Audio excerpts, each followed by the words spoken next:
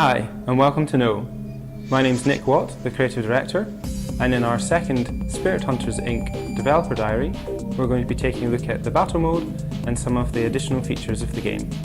Okay, so here we have a Receptonaut who is aligned to the fire element, and we've turned off his AI and his movement and attacks at the moment, so he's just going to sit there, and obviously if I move left and right using the augmented reality, he'll bob around as he does normally. And the reason we've done that is because we want to guide you through some of the abilities. So you can see on the bottom we've got the fire ability set up here, and then on the top screen you can see my status, I'm Oggy at the moment, and then the Receptonaut status. And you can also see the instructions for each ability as we go through them. So the first one I'm going to choose is Fireball, which is on the bottom left here, and as the instructions say, if I flick towards the spirit to shoot a fireball.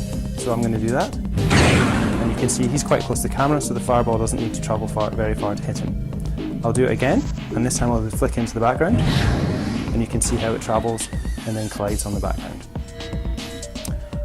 You can also see that once I use the ability, that it has a recharge time, so I can't use it again until it's become recharged. And every ability has that, and each one has a different recharge time. So now I'm going to choose Circle of Fire, and I have to draw a wall of flames to imprison my foe. So the quicker I draw here, the bigger a circle I'm going to make. And you see there? So if he were moving around, he would start to take damage as he bumps against the walls, but because he's stationary just now, he doesn't obviously bump into them. Now we'll do Fiery Breath. So if I draw a line towards him, then I'm going to breathe fire on him. And as I start moving the camera left and right, you can see how the fire gets spread out, just like I'm holding a real flamethrower. The next one here is Rain of Fire. So if I tap and hold on him,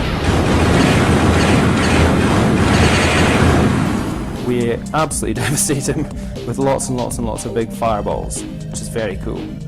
And you can see this has triggered a little ability on the top screen, which just disappeared now, and that's called Flaming Rage. And what Flaming Rage does is these two little grey abilities that are in the bottom bar, I can't use them just now, but when Flaming Rage comes, that means I can use them. And the way to get Flaming Rage is each of my fire attacks have a chance to give me some Flaming Rage. So the easiest one for just now to do this is Rain of Fire. So if I hold down Rain of Fire, you can see that I've got 3 stacks of Flaming Rage on him, so I can now tap on Eruption, tap on the screen, and I'm going to send out a big wall of lava. Just going to do quite a bit of damage. Okay, then if we move on, we've got Fiery Shield. So what that does is that puts a shield of fire around me, so anytime someone does damage, there's a chance that they're going to take some fiery damage back. You can also see just now that the spirit is looking quite unhealthy, and that's because we've done quite a lot of damage, so he's not a happy bunny at the moment. So I'm just going to use Rain of Fire again, and then I can show you the other greyed out ability, which is Healing Flames. So I've got Flaming Rage again, and now I can tap on Healing Flames, and if I tap and hold, I get all these nice flames that are going to heal me. Not that I needed it. And then the last 2 abilities, the second last one is an Aura of Radiant Heat. So that's a permanent, that turns on permanently until I turn it off or use another aura. And that basically increases the amount of fire damage that I do. So if you're fire, it's probably quite a good idea to have that on. And the last ability is Flaming Fist. So if I tap my target, I'm going to smash him with a Flaming Fist. There you go. Okay. So now what we'll do is we'll turn the AI on and we'll take part in a battle. Okay, so here we have the spirit with its health replenished, and I'm going to switch the AI on a second, and he's going to start trying to attack us, and I'm going to attack him back.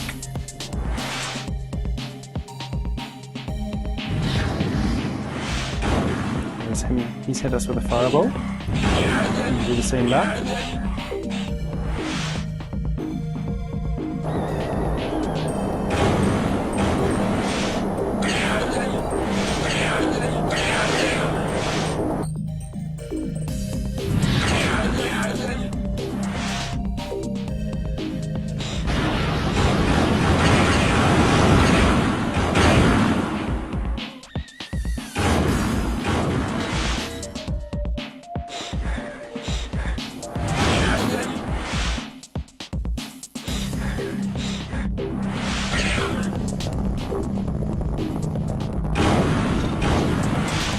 So we're doing quite a lot of damage to him now. His health's getting quite low. I'm going to try and hit with another fireball. There we go.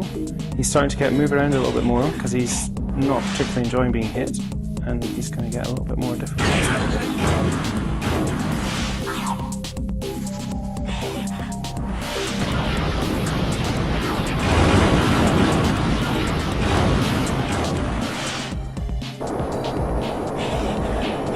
There you go, he's quite tired now.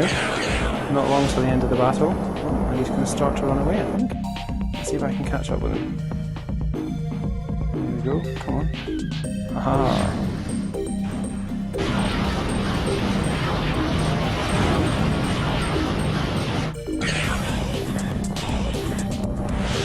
Not long now.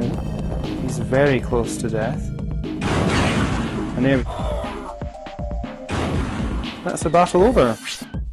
So then we get taken to this screen where it shows you your license again, and it'll start to count up how long the battle took, how much damage you did, how much damage you took, and then your experience and how much money, which I don't think is balanced yet because that's a very, very large amount of money.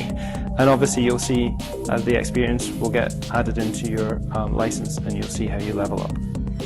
There we go, that's the battle in Spirit Hunters.